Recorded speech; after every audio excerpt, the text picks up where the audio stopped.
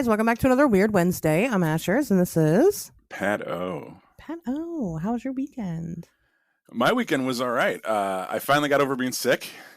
Yay! This is the longest, most drawn out fucking plot line or meta topic this show has ever explored. This Pat's fucking head cold. Was not COVID. I think I took 2 to 3 COVID tests over the course of this mini series that we had. Yeah. This was worse than the time Timmy got stuck in the well on Passions. I'm just going to say that for everybody that's like over the age of 35 that remembers that. This is this storyline is definitely canon. So yeah, we didn't jump the shark. We fucked the shark midair. But yeah, so it was like bronchitis. I'm on steroids now, and it's fucking awesome, and like it's good. So we're done fucking talking about this. It's back to work. Everything's fine. So at least until you get sick again. I don't know. Yeah, I mean, we're still in the middle of a pandemic in the Midwest, so who knows? But no, I had my daughter's 10th birthday, so yeah, doing that shit. We had a tea party, and we went to one of honestly, I mean, it's a little too late in the game now because I'm married, but like, man, we went to this thing where like you go and you pick like a ceramic thing off the wall and then you paint it. Oh yeah, I know about that. Oh my God, that's a fucking panty dropper right there. That's right. And then Saturday night, and this is little Pat's the Wednesdays we talk weird dating corner for our single listeners out there. I'm about to give you some invaluable fucking dating advice. If you are single, do this on a Saturday night and you will be single no more. Hobby Lobby is swarming with pussy on Saturday night. All right. Now, granted, it's kind of like a weird religious place, which I had no idea about. My wife had to explain it to me. But I'm telling you, we went in there to get some poster board for her to put this giant puzzle together. And it was wall-to-wall snatch all over the fucking place. All thick girls, all very nerdy and cute looking, but well put together. They look very artistic, very crafty. If you want yourself a club girl, you got to go to the club. But if you're looking for like a kind of bookish, nerdy girl to like, binge watch TV with, that probably is very well read and has a little creative spark in her, Hobby Lobby on a Friday night, you could not go wrong. Is it Friday night or Saturday night? Saturday. I don't know about Friday night. I guess I got to figure that out this week. But no, Saturday night. Don't quote me on the Friday night scene. I haven't made that party yet. But I can vouch for the Saturday night party. It is fucking off the chain. So. Sounds like you had a great, exciting, very fun weekend. Yeah, it was all right. It was all right. What about you? What do you it was okay. I mean, I had Joe Bob night, and as we discussed pre-show, you photographed very well this weekend. Oh, thank you. Yeah, I dressed up as an alien with a redhead coming out of its head, and not really. I didn't know what I was like. I kind of want to dress up, but like I kind of because it's Joe Bob's Halloween Hoedown. I have people come over and we hang out, whatever. And so I was like, I'll just throw on my alien shirt and it'll be great. But thank you. I look great. God, what else did I do? What movies did they do? Go back to the Joe Bob thing. Oh yeah. So Joe Bob did they did a movie called Angel, which I had never seen. That movie was awesome. That was fucking great. So watch Angel. And then they also did Terror Train, which is a classic. It's got Jamie Lee Curtis, and I had never watched it, to be honest with you. I've heard of it, but I never watched it. And I did not watch it because I ended up drinking too much and I threw up. That's funny. Right. Yeah, I threw up. About that. I don't throw up very often when I drink. But I kind of like it when I do. So like I was sitting here and at that point, usually everybody leaves, by the time you hit the second movie. But actually I was hanging out with our buddy, the Reverend Crimson Nicholas. Oh, nice. And yeah, he came and hung out, and I look over at him and I was like, hey, I think I might pass out during this movie, but like you can hang out and finish the movie. And he's like, oh, okay. And then I was like, I think I might puke. And he's like, I shall leave. He didn't offer to hold your hair back or anything? No, I mean, I'm an adult. I can handle it, And so I did. I went and puked and I immediately felt better. That's the only thing about it. It's like I never get drunk and then like to that point and stay puking. Like nobody cares about this, but I'm telling you guys. But I'll puke and then like I feel better. And then I didn't have a hangover the next day. I didn't even drink that much. I don't even know what happened. Like, so I had no hangover. I was cool. I was good to go. And then I don't know, I just did regular stuff with, I had my kid this weekend. So we just, Yeah, hung out. puking sometimes becomes a necessity because it's like, look, and you're better off doing it at night than the next day. Because if Yeah. you do it at night, then you do it, you're already drunk, you're already out of it, like what? And then you just go to sleep, right? And then you wake up and it's a new day, and you're already gross anyway. So it's like you just take a shower and then boom. You're good to Or go. if you're raging and you puke, you just hit the reset button on the party machine, and you can keep going now because you Yeah, got to. right. That's how it But is. I mean, nothing. well, as someone that was pregnant and puked a lot, I lost weight a lot of weight during my pregnancy because I couldn't eat anything and I kept puking all over the place. I became an expert puker. So, that's what are you good at, Ashers? I'm really good at puking. So Jesus. no, it's not that bad. A lot of people hate it. It's not that bad. This was a gross conversation. I'm sorry. But it was shocking to me. It was shocking because, like I said, I really didn't drink that much. I mean, I was drunk, but I wasn't that drunk. And like, yeah, it just doesn't happen very often. So Yeah, sometimes anyway, it just doesn't sit right, you know. that was That the highlight of my. that night after me and you hung out, I should have or the morning after, like I should have puked and I didn't. And I condemned myself to a day of being like just hungover and miserable. Whereas Yeah. if I had like thrown up in the bushes like when I left your apartment and then hopped in that Uber and just went away, I mean, I would have been like completely fine. You know, because you're not carrying it around with you. Like it's out. You were You know, very drunk. Do you remember? Maybe you don't remember. Do you remember texting me about giving your Uber driver a soggy biscuit? no. But I mean, It was some dude. that fits I'll my say MO, that. you I'll know. say that. It was some dude. I don't remember exactly what you were talking about. You were just like, I think you were like, should I ask this guy if he wants a soggy biscuit? Or something. I was like, oh my God. Just go to your room, go to bed. That's what I did. Crashed on that pull-out couch. God. It was funny as hell. What's Um, what I probably should ask this off there, but I guess it doesn't matter. The listeners would want to know too. Is Crypticon happening? Did we ever get to the bottom of that? yeah, CryptidCon is still happening. I mean, as far Okay, as so I know. it was last year's date change that got everybody thrown for a loop. I'm almost positive. I mean, I don't know if the paranormality issue has come out because they allegedly wrote an article. We've been talking about that in Clubhouse. Maybe that's why you Right. heard it. Yeah, yeah, yeah. Um, Well, we had you talked know, about it like when we recorded last episode, and then we were like, "Oh no, it's I from never, last yeah, year." from And last then year, Aaron yeah, got in the room and said that he thought that it was, that uh, it could have been canceled. I haven't yeah, heard anything official. Period. I mean, so I'm just gonna, I'm gonna continue to assume that it's one of those things. My buddy Danner, Contra Dust Design, he won the contest for the T-shirt design for CryptidCon, so you can buy one of Danner's T-shirts with Danner's design on it. He helped write the Mothman Learns the ABCs book alongside Mothboy Matt from the Mothboys podcast. So a lot of really cool people involved with CryptidCon. If you don't have your tickets already, they're not sold out. I think it's November 19th through the 21st.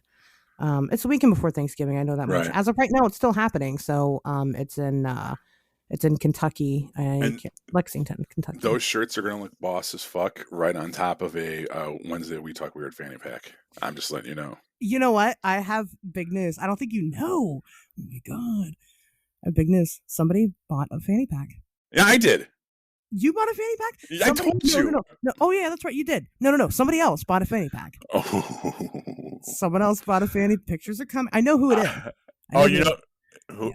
Okay. I'm not gonna share who it is yet, but people will know. There's gonna be pictures, and I'm gonna share them. But I just found out today. Made my fucking day.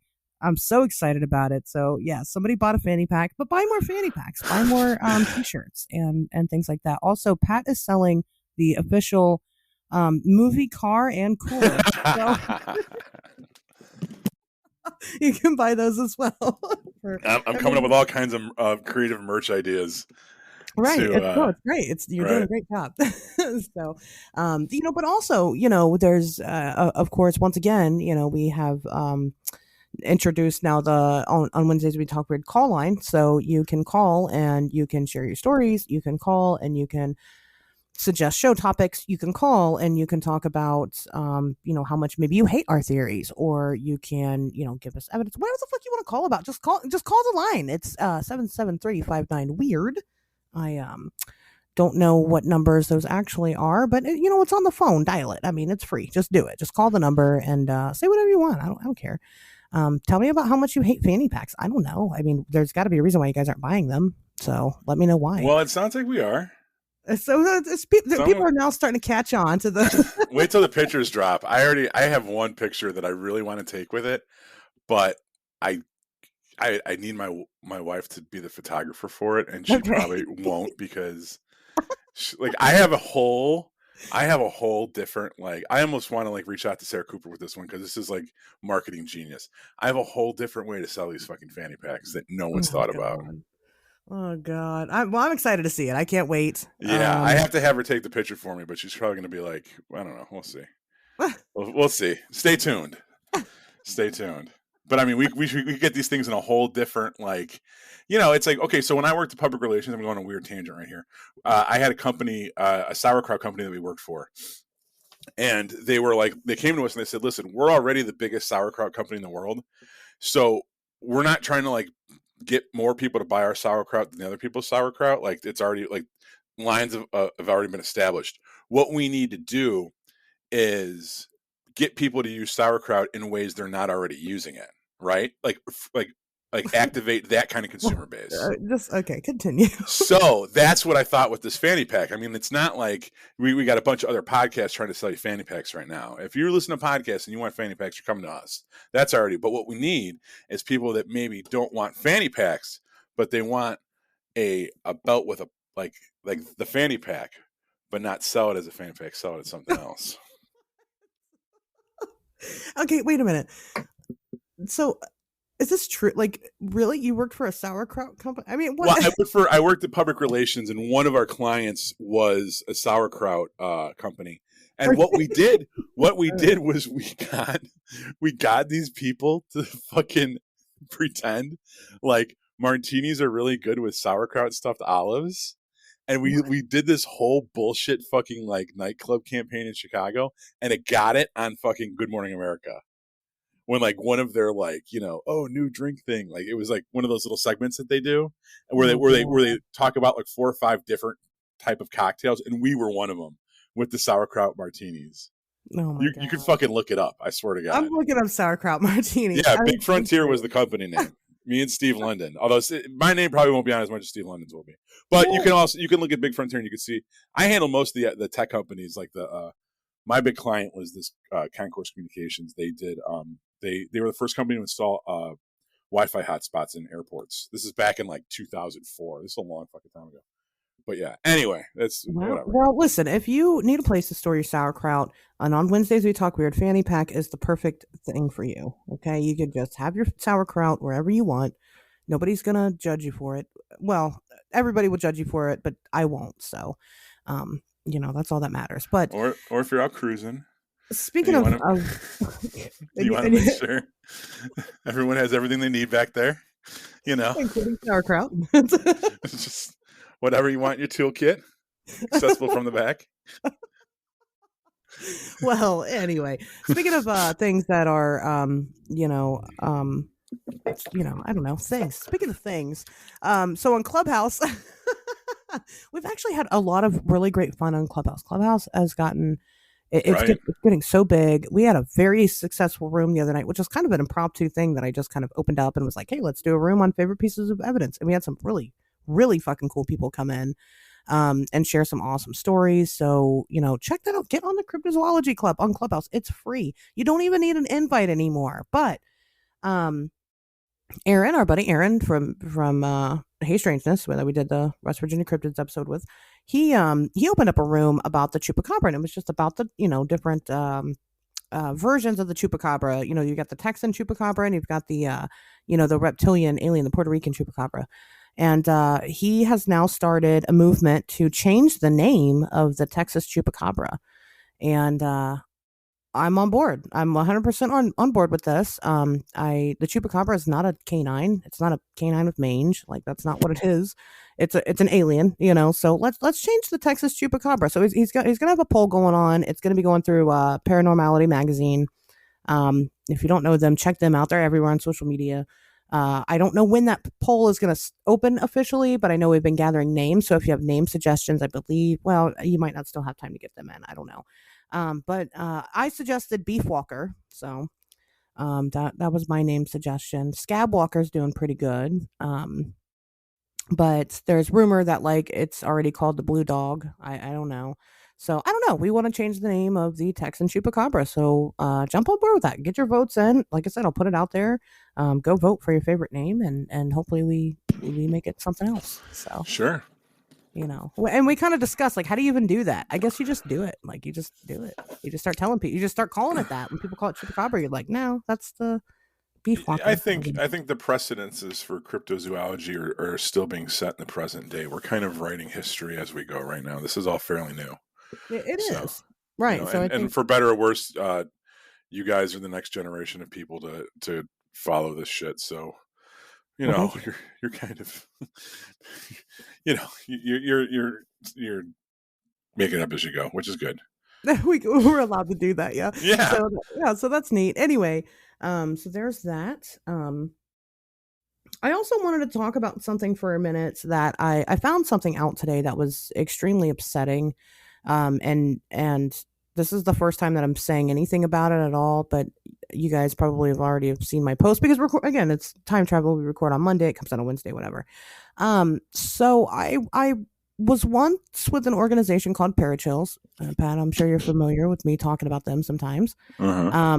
I started off as the managing director for their Fortean Studies department, which I thought was really cool. Parachills is an international paranormal investigation team. And then I was asked to become the chief operating officer for a time being, and I did. And we had a lot of creative differences, so I did not do that anymore. But eventually I left. So right when I left and that had happened, the man that runs Parachills kind of up and disappeared and had a weird breakdown on social media. Well, I found out today. Let me tell you something about that man. His name is he goes by Chris Edgecombe on social media, but it turns out his name is actually Christopher John Austin. That man is now spending 5 years in prison for molesting a child and all kinds of stuff, possessing child pornography, um, all kinds of things. I mean, definitely going to share the article. So again, you guys might have already read it. So I'm officially, I want absolutely nothing to do with Parachills as a company. And what I've found out since then is that there are people within that company that knew that this is what happened and have decided to maintain that the man is innocent, decide to cover it up, and decide to act like this is not a big deal. And that's absolutely fucking disgusting. And shame on you people for doing that. And people are gonna know who the fuck you are. I can promise you that, because that's just gross. Because if you can turn your back to something like that, then you're just as fucking guilty. So there's that.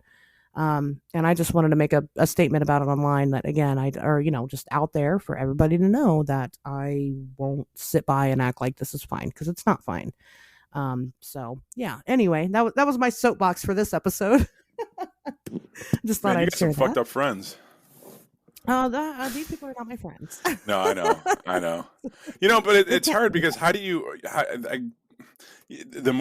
the more people you associate with, the more organizations you're involved with, the more likelihood there is that this kind of stuff is going to happen. You know what I mean? Absolutely. And Because this kind of stuff does happen, and it shouldn't yeah, happen, but it does. And it's your actions going forward once you know that it did that really are important to me. Like, yeah, Chris is fucking disgusting for doing stuff like that, but the people trying to hide the shit is even more disgusting. Because it's not like they're getting paid to run Parachills. It's not like there's any benefit. They could go start their own fucking thing. But for their own greedy gain, they're turning a blind eye to fucking child abuse. And that's gross. That's even worse, I think. So, I yeah, don't know. But yeah, no, you're right. I mean, the more people you associate with, you're going to have some bad apples. And I'm going to just throw that shit away. Like, no, thank you. That's not, right. that's not what I'm here for. And See, I'm that's why not. when these weirdos pop up on your radar, you need to get every fucking thing you can out of them as soon as possible before this shit blows up. You know what I mean? Like, you should have had this guy sending you video equipment and audio equipment and fanny packs and Bitcoin. Like, when these fucking weirdos show up, just start ringing the cash register drawer. Get everything you can out of them. That way, when this shit, Well, I mean, of course, I didn't know that he was this weird. You know, Right. I didn't know But that. that's why you just assume. As, Just assume that that everybody's a bad they're going to person. get Me Too'd eventually, and just get No, them your. you're right. You're not wrong about that. I mean, I see what you're saying, but I'm a decent at least I try to be a decent person, you Because know. this And guy was funding a lot of stuff. I mean, like I don't want to turn this he into was. a 5 minute thing about him, but like You're right. this guy was throwing a lot of money around the scene, and he was financing a lot of operations, and he was somebody that you would want to be associated with, number one, because of his connections, but also number two, because he was bankrolling shit. He wasn't just fucking talking shit. He was spending He money on was. stuff. Yeah, and you're And right. when you come across, like, go back to my fucking point earlier, we should have, I don't think we properly milked this person. It's kind of a weird way to put it, but No, I didn't. now I you ended up can't take not. anything from him. Now, if anything from him came in the mail, you'd have to return it Yeah, because I didn't get . anything. I didn't get Yeah, anything at all, you know. yeah. And so Well, I never asked for anything, but I didn't do it because of that. I did it because I believed in the company, right. you know, and so I just, karmically, We could have you got know, some GoPros out of it. God damn it. listen. I thought about this. I know, you're right. Maybe somebody else will out there will be like, "Oh, she's a good person. I'll buy her some GoPros." I You don't know. go. Well, we should. I want a GoPro too. I've always wanted one of I'm just those. saying, you guys. I have an Amazon wish list. I will put it out there. But no, no, I don't do it because I want anything. I'm joking. But no, you're right. I mean, this was a bad person, and and at the end of the day, they're always going to be a bad person, and I'm just not having it anymore. So, Right. you No, know, you did the right thing. You did the right and I thing. feel like some people might see this as talking shit, and I don't want it to seem like that Fuck that. either. The dude's a pederast. Who gives a fuck? You know Right. what I mean? Like, Like, well, right. I just people are like, oh, they just like drama. No, no, no, no, no. It's that these kinds of people deserve to be it's fucking not drama shamed. when you fuck a kid. That's like criminal and Right. terrible, and Exactly. it's next level Exactly. stuff. There's no. So, right. So, I mean, it's not something as simple as drama. Like, there is a It's not line like this you guy was Roman can't. Polanski. All right. Well, Roman Polanski's not a good guy I either. know. I'm saying though. I'm just saying, like, And everybody was just like, well, whatever. he's, he's Roman Polanski. He can do what he wants. No, he can't. no, No, he can't. If you're a fucking pedophile, no, you can't. It's just the way it is. exactly. But anyway, so that was it. That was all I had to say. But I do have some news. Not a bunch of news, but I do have I something that got I some. think. I got Oh, some news too, but let's hear yours first. oh, you want to hear my news first? Yeah. Okay, wonderful. So, this website had came out with something interesting. This website, it's called I'm sorry, it's called mysteryplanet.com. Mm-hmm. They ended up presenting this letter that was allegedly sent to ufologist Stanton Friedman back in 2010. And but again, they're just now kind of coming out with this letter. And anyway, it was written by a guy named Sean. We don't know his last name.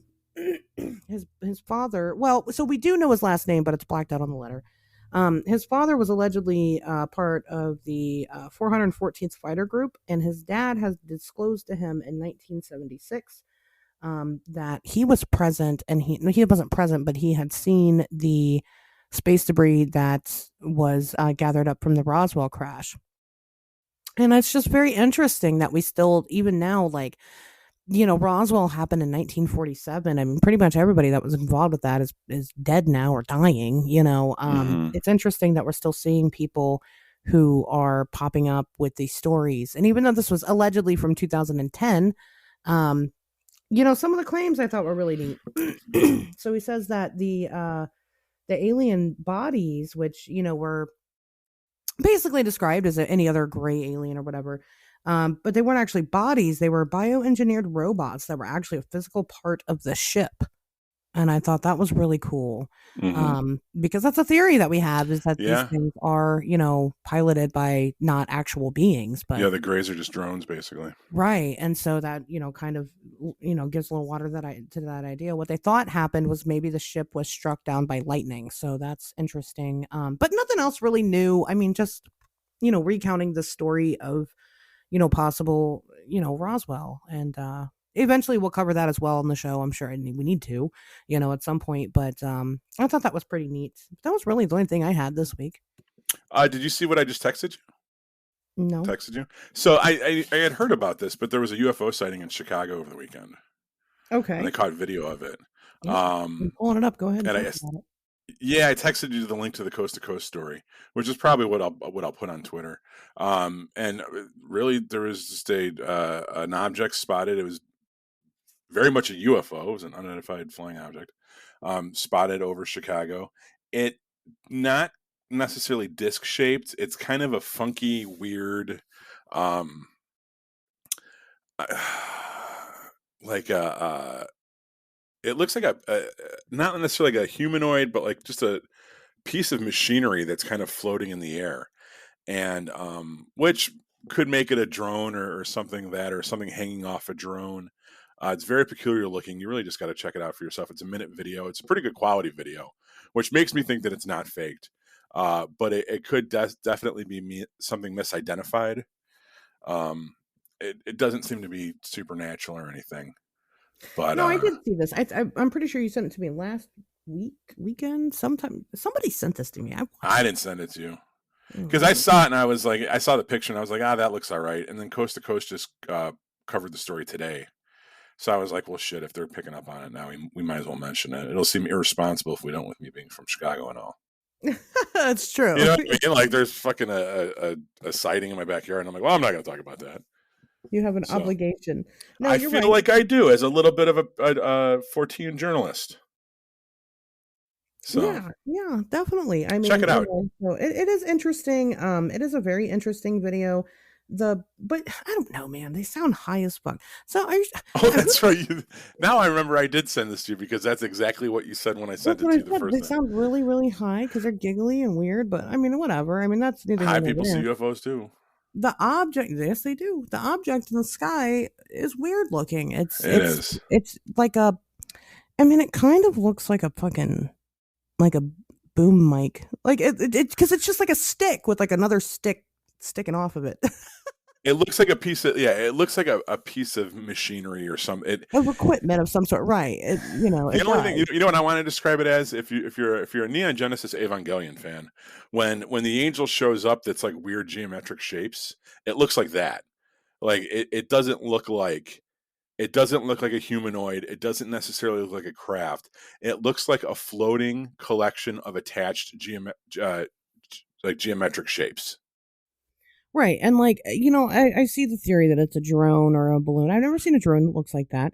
No, A balloon, no, because it looks very solid. right. I don't think it's a balloon either. There's no like, at least with balloons, like not saying like balloons are plasticky, right? Or like rubbery. I mean, it would have to be. It just the material doesn't look like that at all. Like it's not shiny at all. It's not, but it's moving. Um, but it's just strange. It is something strange. So definitely check it out. Heck, Hmm. you can post that on your Twitter and share it, or I I'll would post it love on to. Twitter. I don't care. It's very neat. And then you guys can, if you have thoughts on this, or the guy who came up with the letter, or this weird letter that surfaced. I mean, what do you think about it? What do you think about Roswell? What do you think about this UFO over Chicago? Call us at 773-59 weird. So I'm really pushing the number. It's been really exciting to hear from the listeners, and I know that I said that we were going to start playing clips this week, but um I just didn't do that. It's fine. Life gets weird. It's okay. The planets are all fucked up right now. Just leave me alone. It's That's okay. what they keep saying. They are. That, They really are. They're all that's what that fucked other up. Ashley keeps telling me. I I'm don't know. promising it. Us Ashleys, we know, okay? We know stuff, and we are a collective. And I honestly, I believe it. yeah, it's true. Us Ashleys, we are all one. We are sent here to take You over. are Legion. We are. And but no, the planets are all fucked up. So if you've been feeling bad lately, I don't care. You could say you don't believe in astrology. I don't give a shit. You're wrong. Astrology is just another form of astronomy and physics. It's just fucking numbers. And they're right. I mean, it's the facts. Whatever. So eventually it'll get better. But yeah, so anyway. That was it. And then one other thing I want to touch upon real quick. It's not necessarily news, but I think it's worth mentioning because I want to mention it. This season of American Horror Story has two plot lines. The first half of the season was all about vampires, coincidentally enough. The second half now is about UFOs, and most importantly, the supposed treaty between Eisenhower and the aliens back in the early 50s. Have you Oh ever heard yeah, that theory? we got to talk about that one day. Yeah, and but this, talk about it. Watch this season of American Horror Story. This is not an advertisement, although Ryan Murphy, I will take your money and your adrenochrome, your adrenochrome. But because I know you got a stash. But no, this season is man, it's really really fucking good. And it when I was first exposed to that theory, I had read it in Bill Cooper's Behold a Pale Horse, which I don't know if we've spent a whole lot of time talking about on the show, but it was one of the first kind of self-published conspiracy occult tomes that came out. It came out in the early, like I think 91 it came out, which is right around the same time Coast to Coast came out too. It's And very much a classic if you're into this kind of stuff.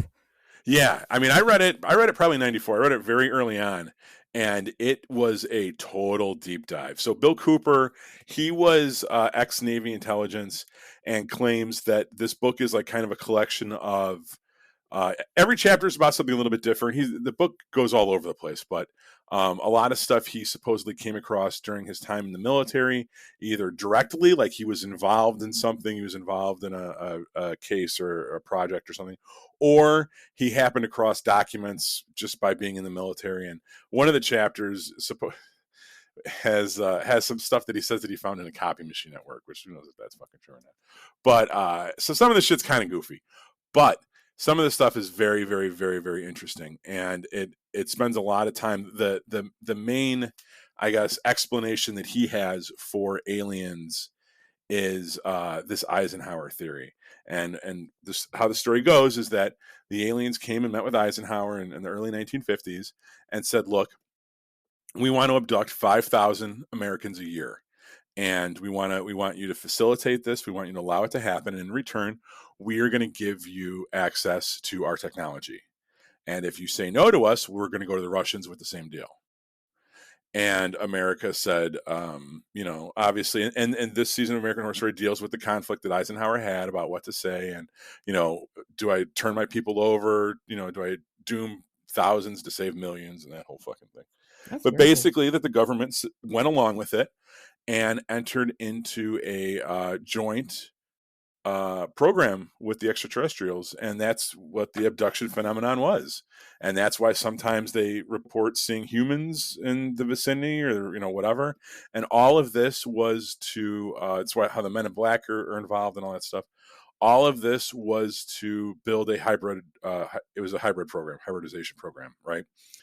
And so that is the basis of this theory.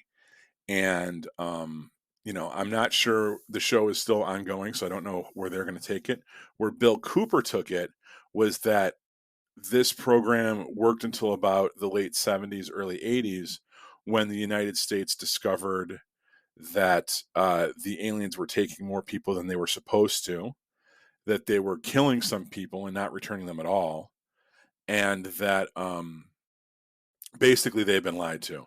And at that point, a battle actually broke out, and this battle happened at one of the research facilities in Dulce, New Mexico, which you've heard us talk about a couple times on the show, the Dulce Archuleta base.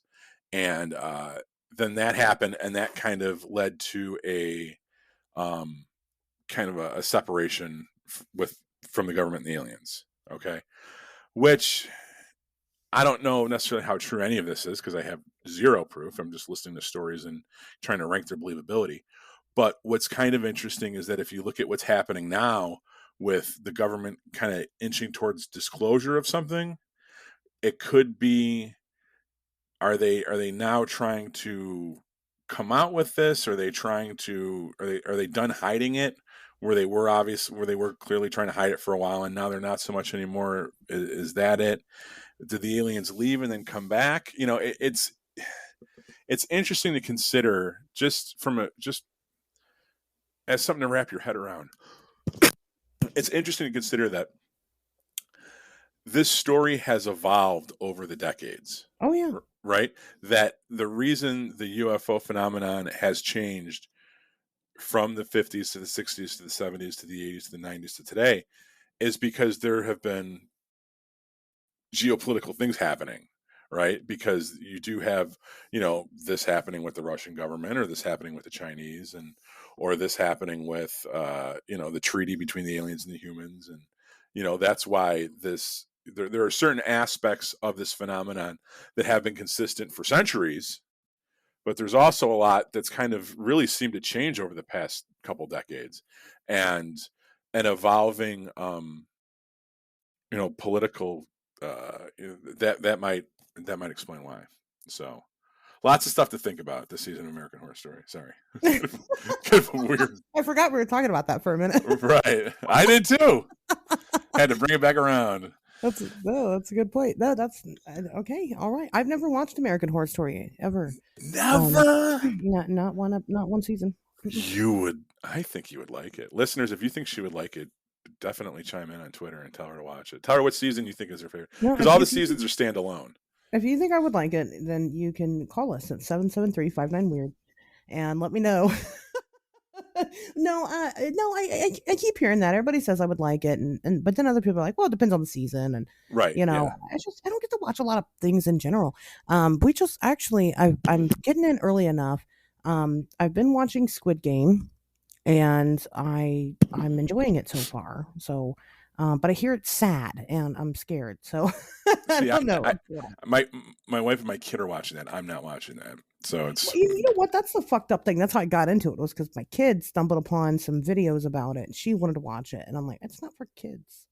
She's like, it's fine. I'm like, okay. So I don't. We've been watching it, and it's not kid friendly, but like, it's not terrible. It's not, she's seen worse. So, but anyway, so I don't get to watch a lot of things, and right. that's one of those things. I feel like, I guess I don't have to watch every season of American Horror Story. I could just jump in where they're at right now, but like, Sure. I mean, it depends. Like, there's one season's about witches, one season's about, there was actually, the second season was about UFO abductees and Nazis and all kinds of stuff too. So it's nice to see him coming back to that. Um, one season was about the apocalypse. One season was about Trump winning the election. That was actually one of my favorite ones. It wasn't as supernatural, but he does a lot of stuff. He does a lot of kitchen sink shit where, like, they throw in like fucking everything you could possibly, but it's all kinky and dirty, and you'd like the aesthetic. I really like Ryan Murphy. I like what he comes up with. And I don't watch a lot of TV either, but it's honestly one of those shows that I make the time for when it's on. Because it very rarely disappoints. It's not always groundbreaking, excellent TV, but it's very rarely boring. that's a very good endorsement. I'm excited that the Chucky series premieres. Yes, that's like Um, tomorrow.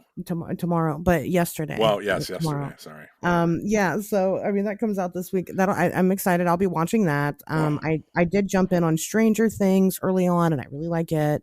yeah. So I mean, I get to catch some things every once in a while, but Dude, Jennifer Tilly back on TV again. oh fuck yeah!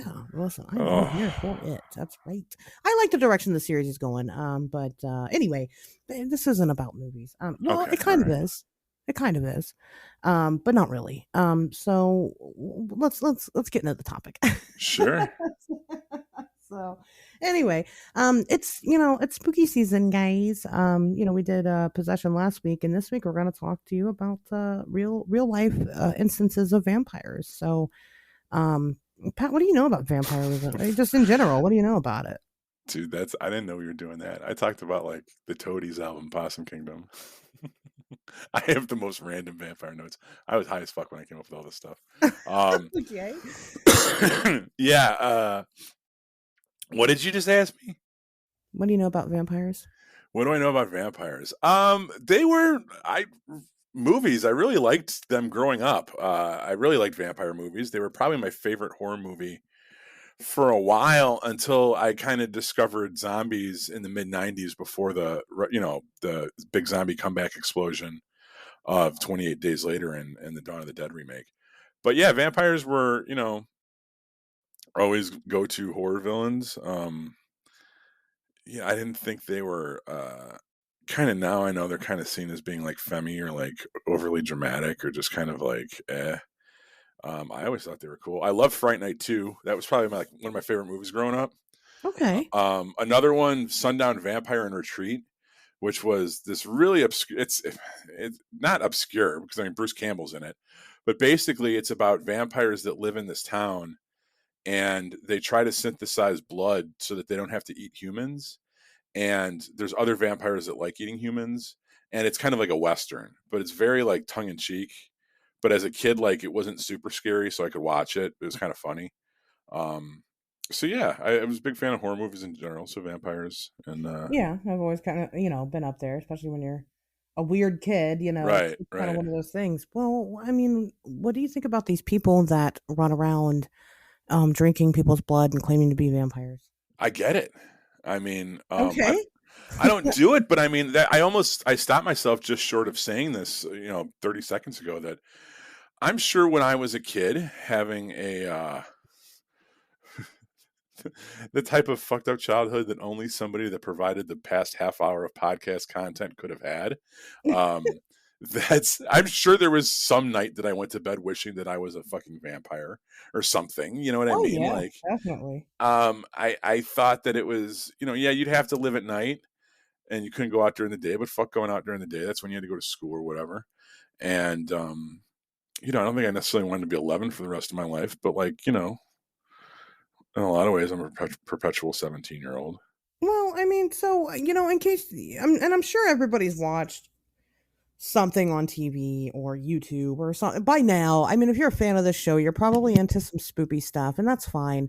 I'm sure you've seen the cases of these people who this kind of vampire culture who again they drink blood regularly, and they claim to be vampires, and they'll go and have their teeth filed or whatever, and they do their thing. New Orleans, actually. New Orleans is that New strictly like Orleans. New Orleans, but is Orleans the Midwestern way to say it? Yeah. Is that just me? But there's a big vampire culture there. Actually, they have a big group. But what I didn't really realize, and like I had heard the term psychic vampire before, which is not a good thing.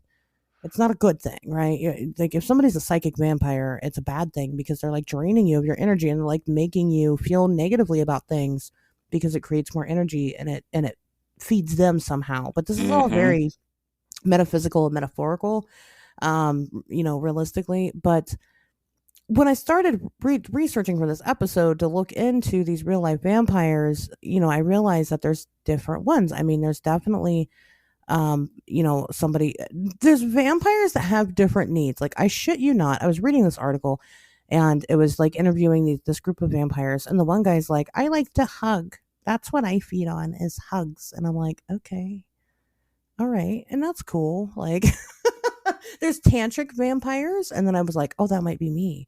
And that that means that you, if you don't know, that means that you feed off of sex and having sex and intimacy and things like that. Um, there's different forms of vampirism. I had no clue that it had evolved into this big of a thing. I don't know. But I've never been that person. Like, yeah, I've always been like super edgy or whatever as a kid growing up. But even like in my younger, like more adventurous days, I was never like I have adult friends now that are like, oh yeah, one time me and somebody, we were just cutting each other during sex, and it was just so cool. I've never been that person. Like, that's not. Yeah, I've dated those girls before. And I don't understand the appeal. Like, They're probably those people that say that they're probably like closer to my age than yours, maybe. Random guess, no. No, they're no, your age. Because the vampire thing did get really big in the late '80s, early '90s, it when did. with like the goth industrial scene kind of backing it up a little bit. Um, you had a lot of Yeah, like the Lost Boys and yeah, I mean, so Interview with the Vampire. you had Things that that in the kind of. '80s, and then yeah, and you Yeah, had just the goth and like the kind of not the darker side of new wave music, and that all kind of lended itself to that. If you look at the Chicago music scene and what we were doing, stuff like Ministry and Industrial and Nine Inch right. Nails and shit, that was all really popular, and that whole lifestyles pop up around that kind of music and that kind of culture. And people, it goes from what they're listening to how they're dressing to how they're living to what they're all that stuff. It's kind of a cascading thing. And I mean, I talk about D&D all the time, but another big, if it's crazy, if you actually listen to this week's or last week's people who make stuff with TPK Mike, we spend a lot of time talking about the Vampire Masquerade game and how, D&D gets such a bad rap for people that like to get lost in the game and act it out in real life.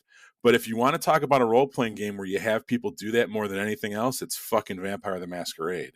Okay. Seriously. People love to LARP that game.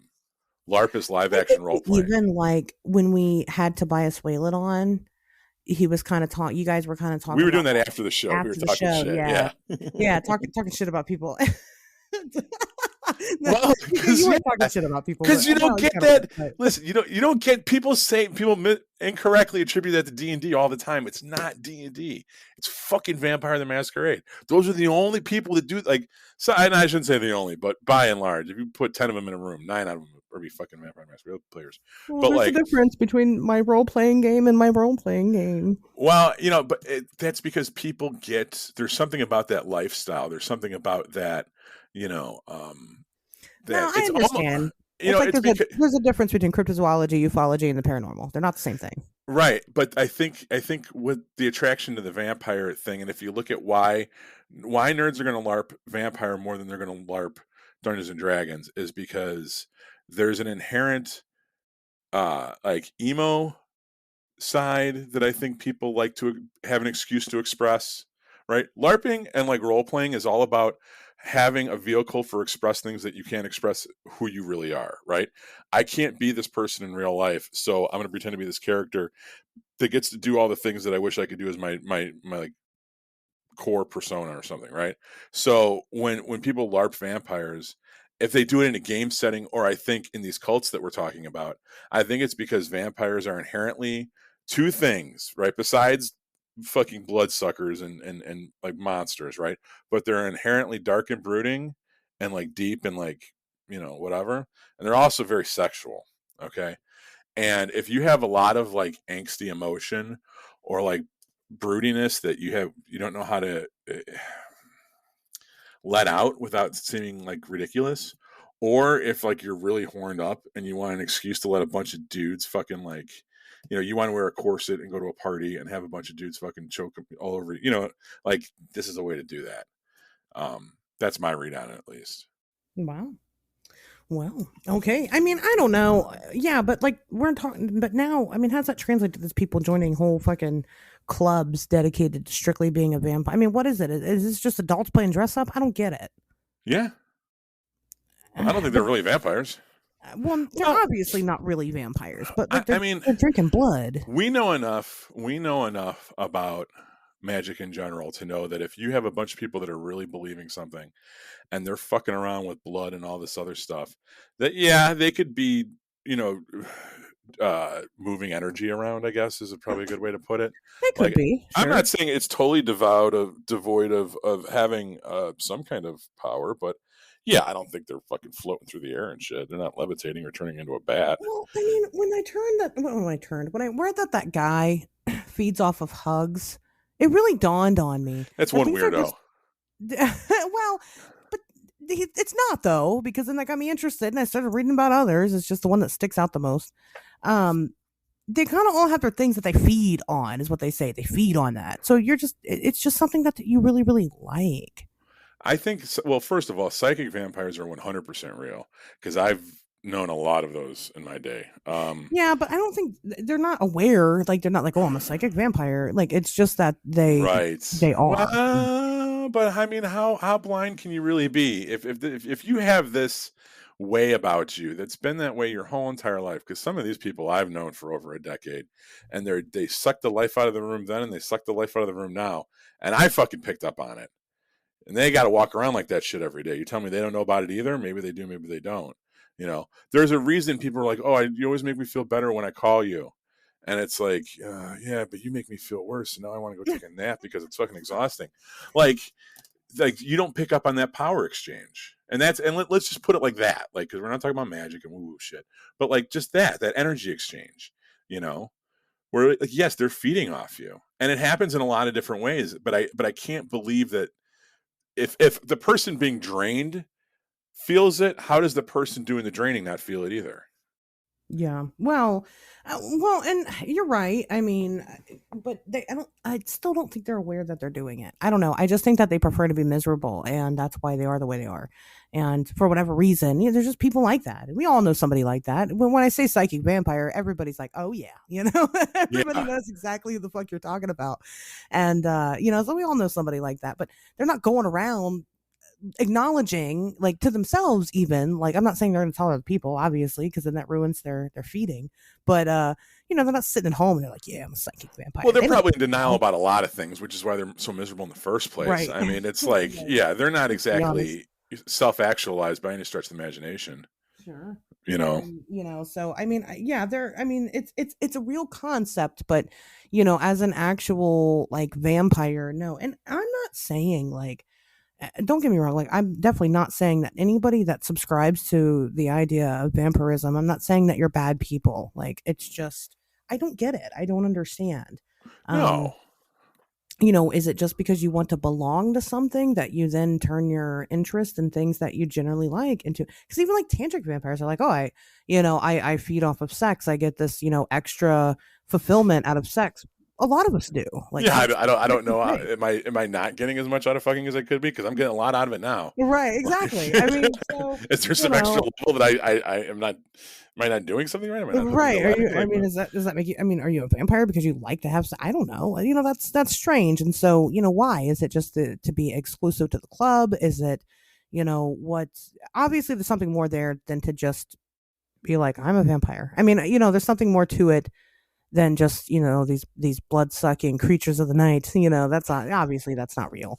yeah. But, I mean, well, you know, let's rewind a little bit because I think I kind of derailed this into being like a like a coherent, like straightforward, like taking out of the you're right. vampire, the psychic stuff, but just going to like people that that actually do kind of do the vampire cult thing. That is real, okay?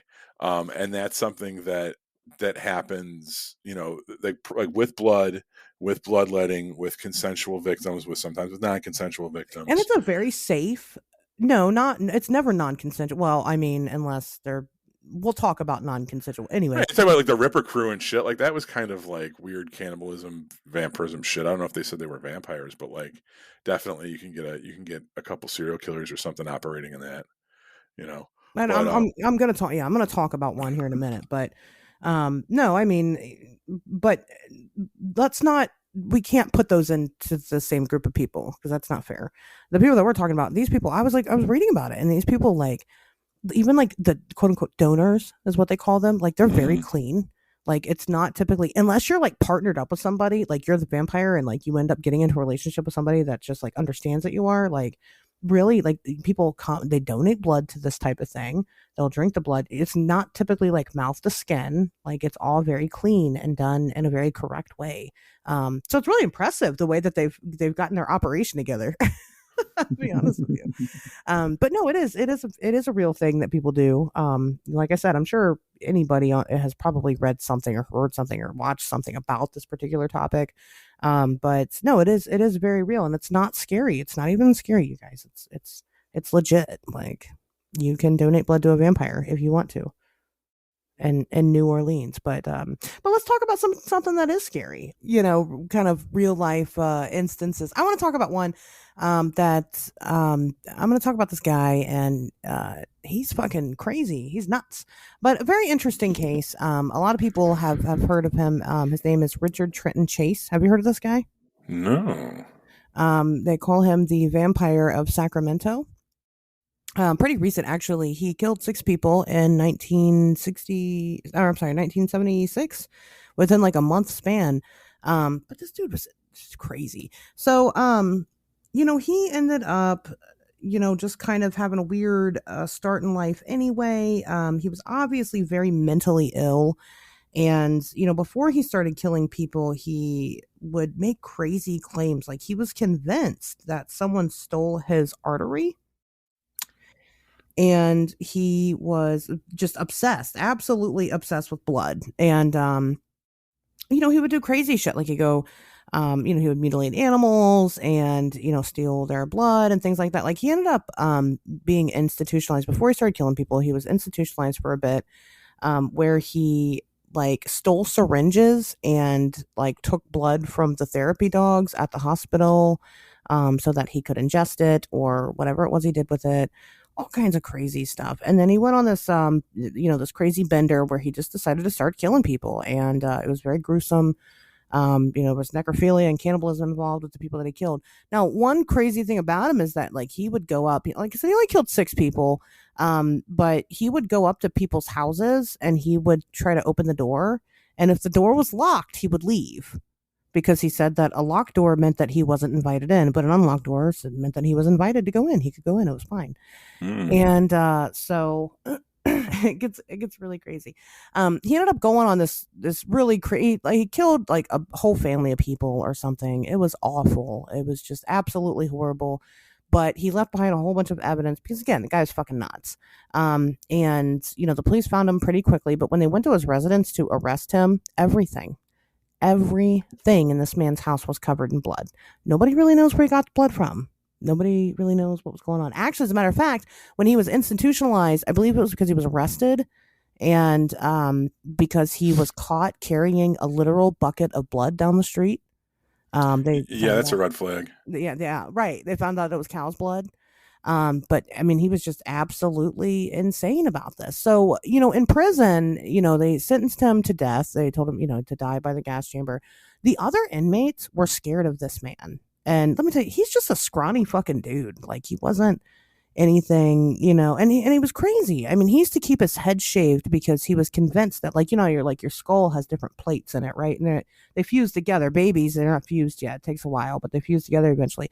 But he was convinced that his weren't fused together, so he had to keep his head shaved so that he could like watch the plates and make sure they were okay and things like that. He was crazy. So the inmates were scared of him. The guys kept trying to convince him to kill himself all the time. And he ended up doing an interview with I don't know who it was, to be honest with you, but he did this interview and he was telling them that he feels bad, he had to kill people, but he had to kill people because of the Nazis and their UFOs, and he had to kill people. It was either he killed people or they would kill him. He was convinced that they were poisoning his food, everybody in prison. And this guy that he did the interview with, he ended up pulling macaroni and cheese out of his pants and tried to like give the guy some. It's nuts. I swear to God, fucking crazy. But Oh, what? You don't do that? no, I keep sauerkraut in my fanny pack. But it's like a civilized person.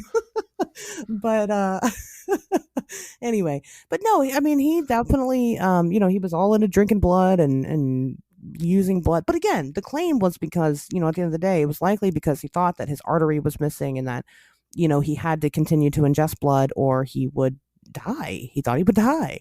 It's crazy. He's a crazy guy. But that's Richard Trenton Chase. He's a character. He's scary. He scared me. That's why I keep my doors locked all the time because fuck that.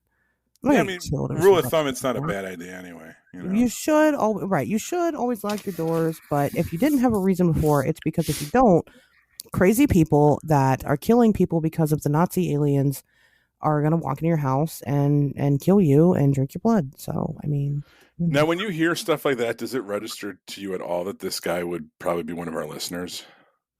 No, I don't think. You think our listeners would? You think he would be? Well, he was in the Nazi UFOs and conspiracy. Yeah, I think you're right. Oh my god, not Nazi UFOs. Yeah, I don't know. When you brought that up, that kind of took the wind out of my sails a little bit. Got a little too close to home. I'm like, all right, I'm not going to laugh at this guy because I mean, I got done talking about Eisenhower and fucking American Horror Story. And I mean, but has somebody Ryan Murphy in stolen a your adrenochrome. artery? Are you drinking blood because your artery is missing? No, it's just Are you because sure? it's there. Yeah. But like, would you tell me if you were? No, I've never. I'm definitely not squeamish at the sight of blood, but I've never gotten the urge to necessarily taste it. I've never been. Some guys are really grossed about women's stuff, and like that never bothered me at all. But never to the point where I could see myself Not, I have zero interest in it. Does not interest me at all. Blood Well, and right, blood magic and all that stuff does it's not. just kind of part. I mean, it's like one of those things. Like other people, like you cut yourself. You get a paper cut, right? So you lick it. Okay. Yeah. I mean, sure, but there's a big difference between that and like just straight up pouring a nice cold glass of. Well, I don't think you want it to be cold because it coagulates, but Sure. a glass of blood and just straight up drinking it. But some cultures eat like blood and use it in cooking and things like Right. that. So, um, Even animal blood. I mean, the Irish do that right, and the Scottish do that. they do, right. I never saw. I don't know. I think there's something that's the thing about the vampires. Like as cool as they were, I think that was always my disconnect with them. Mythologically, is that there's nothing appealing from me. That nothing appeals to me that the requirement of me having to drain something from somebody else. You know what I mean? Like that's too malicious. That's too negative. If the person's willing, like I don't know, then it'd have to be some really weird kinky shit. You know, I mean, I think even if the person's willing, like I'm not, so I don't know. It's just not something that I'm interested in if a personally. partner wanted to bite you or anything, would you? You know, No, I don't like pain like that. yeah, I'm just not really into that. Like I know people think that I'm probably like super super kinky, and like I guess I can be, but like I don't know. I don't want to hurt. Like I have sex because it feels good, like not because it right, feels bad. I'm not one of those people. I mean, I will hurt someone if you want me to hurt you, I'll do that. But yeah. That's always um, like a bigger turn off for me is like if I'm in bed with a partner for the first time, they're like choke me, and I'm like, oh fuck, I thought you were cool for a second. Now you're one of these people. You're gonna make me like what? well, yeah. Leave a lot of physical evidence on you right now. I don't feel like To a doing certain that. extent, I'm not Yeah, completely vanilla. Yeah, I'm interested in some things, but like, no, you want to fucking bite into my skin until I bleed? No, that fucking sucks. Have you ever had children? My kid fucking bit me once. You know what I did? I bit her back. I did. She never bit me again. I didn't bite her right, hard. But no, that shit fucking sucks. Like, no, thank right, you. Like, that's terrible. But no, I mean, like I said, it's not something that I'm into, and not something that I understand. I'm not here to kink shame. right. If Exactly. if you're into that, by all means, and as long as you're doing it with a consenting, adult, that's fine. Um, Well, you maybe it's a know, build off of the whole Cutter thing too. You know what I mean? Because I was never into that's that either. yeah. I dated a lot of girls that were. That was I don't know if, but that's the thing is that I don't know if I can attribute to it being 15, me being 15, hanging out with 15-year-old girls, or if that's just what the 90s were like. No, I mean I there was feel like definitely a part, lot of cutters in my time, and I mean when we were in high school, it was the early 2000s. So yeah, but I feel like there's also like this thing about like Hole was really big and like watching The Crow and you say like Nine Inch whole Nails. Yeah, like the whole. Courtney Love band. Yeah. I had no idea that was a thing. You don't know who Courtney Love is? I know who Courtney Love is. I didn't know that she was in a band called Hole. What the fuck? Oh my god. I had no idea. Listeners. I'm sorry that all of you just simultaneously spilled your drinks at once when she said that. I know you're like your head's fucking. The fucking It's almost like a drinks thousand voices were filtered. silenced at once. And when they're like, "What? Who the fuck do you think Courtney Love is?" She was Kurt Cobain's. She killed Kurt Right. Cobain. Well, no, El Duce. I mean, that's all. Honestly, we should do that show sometime. But no, she was in a band called Hole, and with their first album. Is it good? Yeah, well, the first two albums are pretty good, and I don't even know if. Well, I'm talking about the one with "Live Through This," which is the one that had like Violet and Doll Parts and Jennifer's Body, and yeah, Jennifer's Body is based on a Whole song. That's where the title is, at Well, least. maybe I do know about this. I just didn't realize it was called Hole. Yeah, and then the second album was Celebrity Skin, and that was when she was looking real pretty, and she got out of rehab. But Billy Corgan wrote most of that album, whereas supposedly Kurt Cobain wrote most to Live Through This. But yeah, so that was like the aesthetic back then for like and that was one of the things that I actually want to talk about in some of the research I did was vampires in 90s alternative music. So one of the most notable cases that when you talked about this that first came to my mind was the band the Toadies and their album Possum Kingdom, or actually the album is called Rubbernecking, But the Toadies were a band from Texas, and the song "Possum Kingdom," which is like their big hit, like if you heard it, you would recognize it. That's the one song that everyone knows by them. Is all about this lake in Tyler, Texas, called Hell's Gate, and there's all kind of weird shit that happens around it. And at the time, there were rumors of a vampire cult operating out of that area, and it was kind of like that was, so if this album came out in 94, they were writing about stuff that was happening in the early 90s. And I feel like we were still in that 80s satanic panic mode, you know what I mean? And whether or not this stuff was actually real, there was definitely rumors of it going around, you know. And the Toadies wrote this song about it. And then whenever they did interviews for MTV or local radio station, they said, "So what's the song Possum Kingdom about?" And well, Possum Kingdom is this lake, this area in Tyler, Texas, and there's this rock formation called Hell's Gate, and lots of weird shit happens around it. And the lyrics of the song are about a vampire stalking his prey and kind of convincing her to walk with him by the lake tonight. I'm not going to start doing the lyrics and Okay. shit, but Yeah. so, yeah. So I mean, it was something that was this stuff was kind of represented in pop culture a little bit. Right. There was also Concrete Blonde and their album Bloodletting, and Concrete Blonde. Bloodletting obviously is the act of feeding. Usually letting a willing participant feeding a vampire, and that's the name of their Oh, album. that's And not what I thought bloodletting was. oh, what was your Bloodletting is when take? you have someone fucking bleed to death. Like it's a form of torture. It's a form of medieval torture where you cut them open, they bleed to death Well, slowly. I will not argue with you there. In Well, the context of Concrete of Blonde, vampires, yeah, I yeah, guess it would be feasible. slightly Yeah, less nihilistic approach. And the song that everyone knows off that album is Joey, which doesn't really have anything to do with vampires, but it's is not about if a you're vampire named Joey. may no, he's an alcoholic. Oh, he could still. He's feeding on alcohol. He's Right.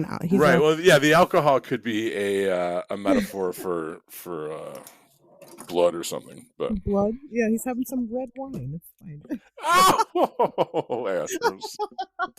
Oh, Me and my jokes. I know. But no, you're well, okay, very interesting. But I think you're right. Vampires are definitely a form of mass hysteria. They tend to come and go in waves, right? They become really popular for a time being. I mean, the most recent, most notable, which I know people are gonna be like, "Ooh," is Twilight.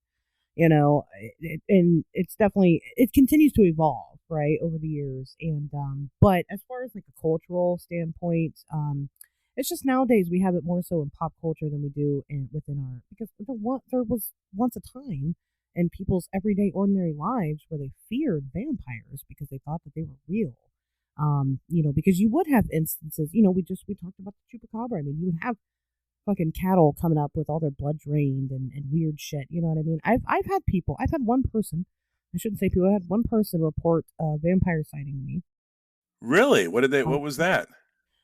so they were actually in New Orleans and New Orleans, and they were walking down the street with a date, and they were being followed by some guy. Now they said that this was the '80s, and a lot of people were, performance artists at the time. It was really late. They had gone on a date, and there was this guy dressed up kind of weird. He was wearing a top hat. He looked weird, but that's kind of how those people dressed around there.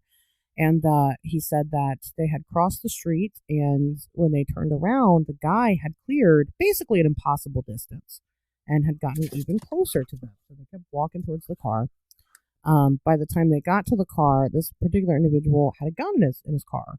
So he was getting the gun out of the car, and when he turned around to like go shoot at the guy because he was trailing them, the girl that he was on his date put her hands to her face and was just in pure shock and awe because she said that man just disappeared and he was gone. He was gone. There was nobody there. He said it was impossible for this person to have just ran away. He couldn't duck behind anything. He just straight up fucking disappeared, and that was it. That was it. So, I mean, and then again, I mean, that was the '80s. I mean, shit. When you think about it, that was 40 years ago. But so I mean, Did but I you did. I'm sorry. did you like the Twilight movies? I never watched them. Honey, I've never seen them. We need if we had let's not do Crypticon. Oh, fuck Let's that. I'm not let's watch canceling. Twilight and listen to No, whole no, an American Horror Story. no. You don't know me at all. I'm gonna just have like I'm gonna bring an iPad with me and just have them streaming at all times. Well, So that's what? fine because like, what's their name? The Manic Pixie Dream Girls. They love Twilight, so they're like obsessed with Twilight, and they're always talking about Twilight. And I'm always so lost, and I feel like I should Ooh, know because throwing shade. well, I feel like I'm not throwing shade. I'm just saying they really no, it's fine. I mean, they love Twilight. I'm saying I feel lost because I feel like I'm supposed to be in the know, and I don't No, it's know. campy as fuck. I don't. I mean, I like it. I'm a 4-year-old guy. I like it for all the wrong reasons. I like because I laugh at it. I definitely like it better than the Underworld movies because Underworld movies try too hard and take themselves too seriously. Twilight's kind of a fucking joke, I mean, especially some when the people really like Twilight. I mean, the fact of the matter is, Twilight, if you're a fucking, because this is mostly the people I see about it. If you're a grown ass man bitching because vampires don't sparkle and like you hate it, well, let me tell you something. Twilight wasn't written for you. It was written for teenage girls. right. So you're not supposed to like it. Well, I So, so stop being a fucking edgy edgelord and just fucking accept the fact that it exists for teenagers. no, I'm like Anyway. I'm glad I have a teenage girl because I honestly like I don't necessarily like everything that is geared towards teenage girls, but I find it funny. Like I just I don't know. Like the Twilight stuff, like when I was younger I used to read YM. Like I think there's just something about that like teenage girl aesthetic. Like it's almost like ridiculous how they talk down to and like what they feel like teenage girls should Oh be yeah, they into. really do. Yeah. That like as like a dude you're just like, "Oh my god, this is fucking terrible." you know? And then you just kind of get a kick out of it anyway, but excuse me. I got to say there was something like totally comforting about doing the uh the show topic on vampires this week. Like I didn't expect to connect with this topic as much as I did. And I don't know if I accurately represented that in the show prior to this point. So I want to do that right now. Like um I'm definitely like an emo kid at heart. And I was very down in the dumps this weekend. Just like we all were, like we were talking before the show, like it's something going around. And do like listening to like just fucking vampire music and like doing the research on the show and like just reading all this stuff and coming up with the notes for today's show, like it really put me in like a good mindset and it really kind of made Yeah. me like happy. And I think that if I start crying, I'm gonna blame the prednisone. And I think that like, there's something about the vampire mythos that connects with us and connects with a part of us. And maybe if it doesn't connect with who you are right now, it might connect with who you were as a teenager, or maybe who you are as an adult going through a midlife crisis or a divorce or something. I don't know. But my point is that like we just were joking about Twilight, but Twilight is Twilight for a reason. And for my generation, Buffy was Buffy for a reason. Right. And there's a power there. And there's something about it that just clicks with some of us, and it clicks very, very strongly. And as much as I kind of dogged on it, it doing the research on this topic this week made me really realize how much of this kind of like I wasn't a weird vampire kid growing up, but if I hadn't discovered pop punk and no effects, I probably would have been one. Probably would have been a bigger goth kid than I ended up being. But I discovered skater punk and I went in that direction instead. Oh, I definitely don't want to downplay vampirism. I was that kid in high school. I was reading.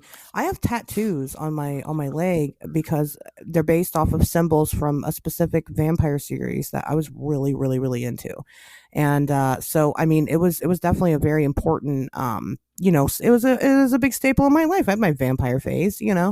and as much as I wasn't like, oh, I'm gonna be a vampire when I grow up. I mean, I really like them, and I think a lot of people do, and I think it's just one of those things that we're so used to it being in the background. Again, vampires have been around for a long time. It's one of society's favorite monsters, and it's not going to go anywhere anytime soon. People kind of tend to forget like how much of a staple it's been in their lives. Throughout the years. I mean, we didn't even talk about Dracula or anything. We didn't talk about like typical representations of vampires and things like Mm. that. But there's so much culture in it. It is an interesting world, and it's fun to be able to revisit it sometimes. And It's ripe for a reboot.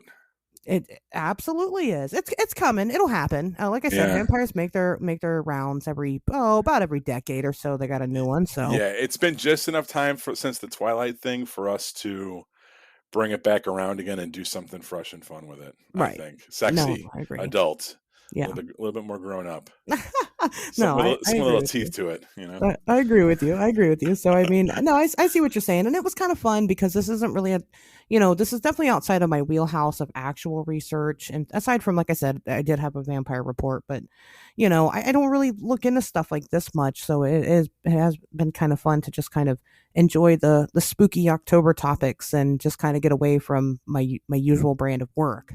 So I'm Sure. appreciative as well.